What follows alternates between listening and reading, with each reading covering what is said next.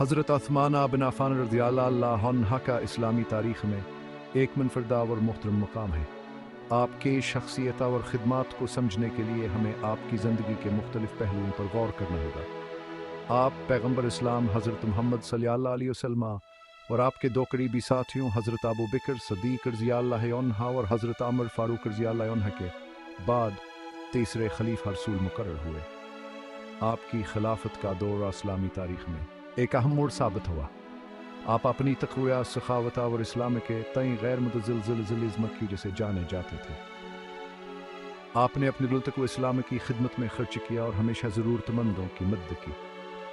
آپ کو پیغمبر اسلام صلی اللہ علیہ وسلم کی دو صاحبزادیوں حضرت رقیہ رضی اللہ عنہا اور حضرت عامقل رضی اللہ عنہا سے عقد کی سعادت حاصل ہوئی۔ اسی وجہ سے آپ کو ذو النورین یعنی دونوں والا کا لقب ملا۔ یہ لقب آپ کی عظمت اور پیغمبر اسلام کے خاندان سے آپ کی قربت کی نشانی ہے۔ آپ کا دور خلافت 644 عیسوی سے 656 عیسوی تک رہا، جس میں اسلامی کلمروں میں قابل ذکر توسیع، اقتصادی خوشحالی اور قرآن مجید کو ایک ہی معیاری متن کی شکل میں جمع کرنے جیسے اہم کام ہوئے۔ آپ نے اسلامی سلطنت کو مضبوط بنیادوں پر استوار کیا اور اس کی حدود کو وسیع کیا۔ حضرت عثمان رضی اللہ عنہ کی زندگی اور وراثت یہ پوری دنیا کے مسلمانوں کے لیے قابل تقلید ہے، جو آپ کے غیر متزلزل ایمان، انتظامی بصیرت اور پیغمبر اسلام صلی اللہ علیہ وسلم اور آپ کی تعلیمات سے والہانہ محبت کا ثبوت ہے۔ آپ کی زندگی کا ہر پہلو ہمیں اسلام کی حقیقی روح کو سمجھنے میں مدد دیتا ہے۔ حضرت عثمان رضی اللہ عنہ نے نہ صرف اسلامی سلطنت کو مضبوط کیا بلکہ اسلامی قوانین اور اصولوں کو بھی مستحکم کیا۔ آپ کی قیادت میں اسلامی معاشرے نظام کو بہتر بنایا گیا اور عدل و انصاف کے اصولوں کو فروغ دیا گیا۔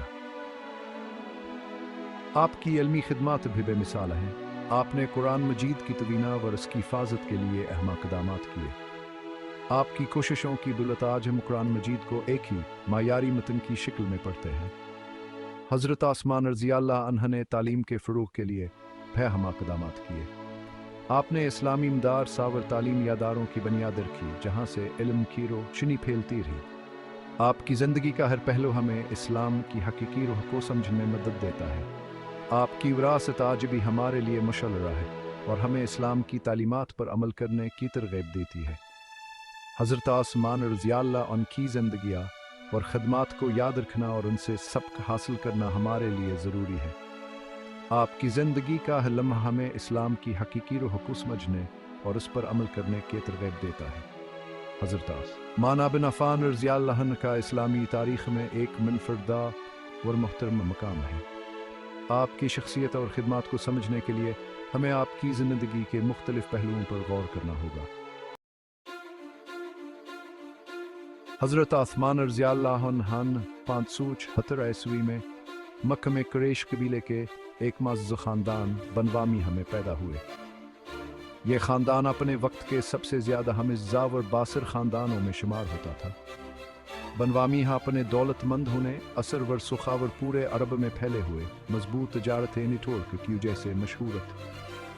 ان کے تجارتی نیٹ ورک نے انہیں نہ صرف مالیہ استحکام فراہم کیا بلکہ عرب کے مختلف قبائل کے ساتھ مضبوط تعلقات بھی قائم کیے۔ حضرت عثمان رضی اللہ عنہ نے چھوٹی عمر سے ذہانت اور اعلیٰ کردار کا مظاہرہ کیا۔ آپ کی ذہانت اور فطری صلاحیتوں نے آپ کو اپنے خاندان اور قبیلے میں ممتاز بنا دیا۔ آپ اپنی دیانتداری، امانت اور زمانہ جاہلیت کے عام سماجی برائیوں سے دوریکیو جیسے جانے جاتے تھے۔ آپ کی دیانتداری اور امانت نے آپ کو اپنے ہمعصروں میں ایک منفرد مقام عطا کیا۔ اپنے بہت سے معاصروں کے برعکس آپ نے کبھی بھی بت پر ستیا شراب نوشی میں حصہ نہیں لیا، جو آپ کی فطرت میں موجود حق کی طرف مائل ہونے کا ثبوت ہے۔ آپ کی خصوصیات آپ کو ایک مثالی شخصیت بناتی ہیں۔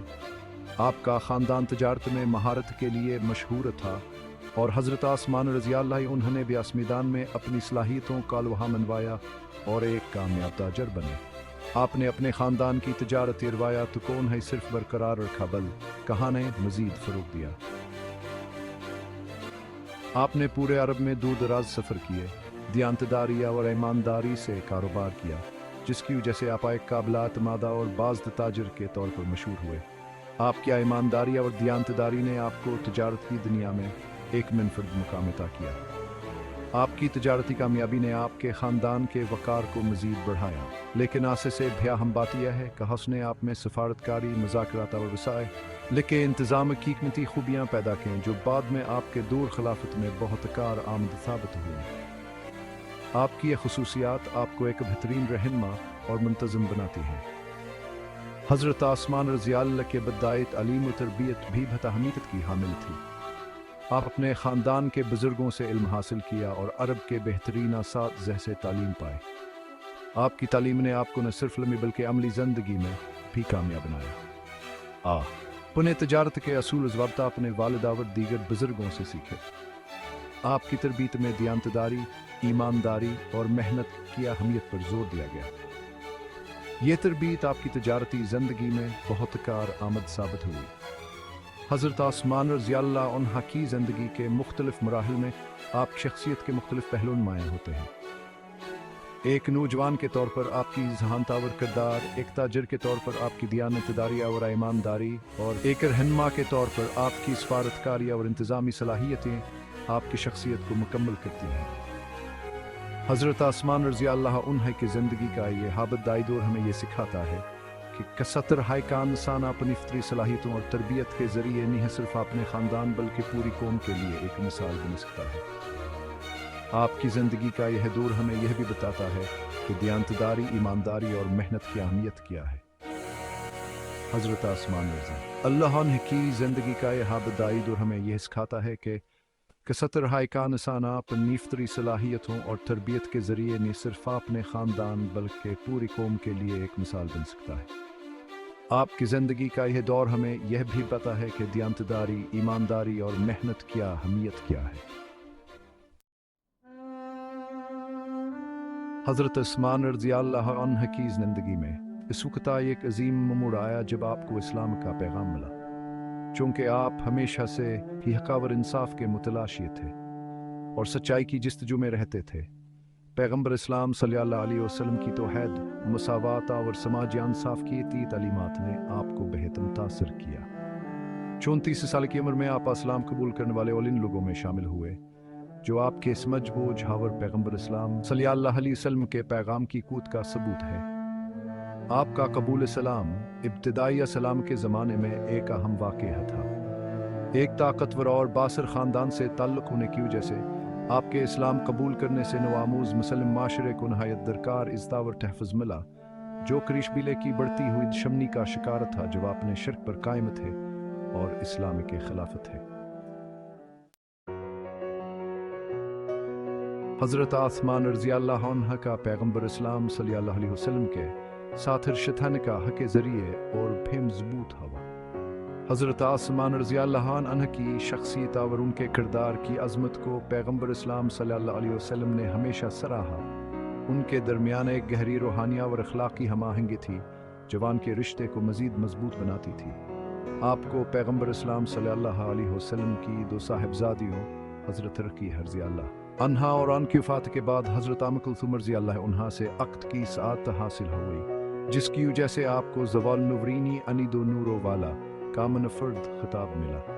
حضرت رقیہ رضی اللہ عنہا کے ساتھ آپ کا نکاح ایک عظیم الشان تقریب تھی جس میں مدینہ کے تمام معززین نے شرکت کی۔ ان کی وفات کے بعد حضرت ام کلثوم رضی اللہ عنہا سے نکاح نے آپ کے رشتے کو مزید مضبوط کیا۔ یہ شادیاں محض عادے نہیں تھی بلکہ ہن سے ایک گہرا روحانیت القا اور حضرت عثمان رضی اللہ عنہ کے کردار اور اسلام کے تئیں عزم پر پیغمبر اسلام صلی اللہ علیہ وسلم کے اعتماد کا اظہار ہوتا ہے۔ حضرت عثمان رضی اللہ عنہ کی زندگی میں ان شادیاں ایک اہم موڑ ثابت ہوئیں جنہوں نے ان کے ایمان اور اسلامی اصولوں کی پاسداری کو مزید مضبوط کیا۔ زندگی میں محبت، احترام اور شفقت کی مثالیں آج بھی مسلمانوں کے لیے مشعل راہ ہیں۔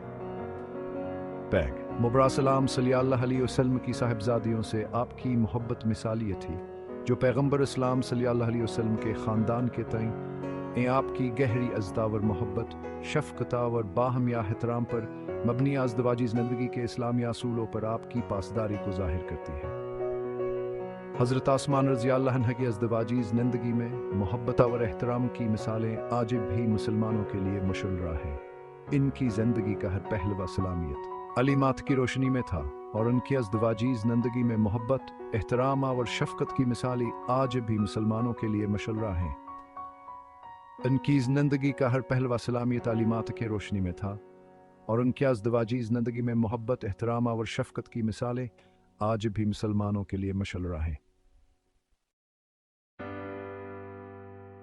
حضرت عثمان رضی اللہ عنہ کا اسلام کے تئیں عزم غیر متزلزلہ اور مضبوط تھا، اور آپ حضرت محمد صلی اللہ علیہ وسلم کے ساتھ امناور سختی کے ہر وقت میں ثابت قدمہ اور وفادار رہے۔ جب عابد دائم سلم معاشرے کو مکہ میں ظلم و ستم کا سامنا کرنا پڑا، تو آپ نے اپنی دولتا اور جائیداد چھوڑ کر ان کے ساتھ مدینہ ہجرت کرنے میں بالکل بھی ہچکچاہٹ محسوس نہیں کی۔ آپ کی سخاوت کی کوئی حد نہیں تھی، اور آپ ہمیشہ دوسروں کی مدد کرتے رہے۔ آپ نے مدینہ میں مسلم معاشرے کے قیام کے لیے بے پناہ تعاون کیا، مسجد نبوی کی تعمیر کے لیے رقم فراہم کیا، اور غریبوں اور مہاجرین کی ضروریات پوری کی۔ غزوہ تبوک کے دوران جب مسلمانوں کو شدید مالی مشکلات کا سامنا کرنا پڑا، تو آپ نے اپنے دولت کا ایک بڑا حصہ عطیہ کیا، جس سے اسلام کی خاطر آپ کی لازوال قربانی کا ثبوت ملتا ہے۔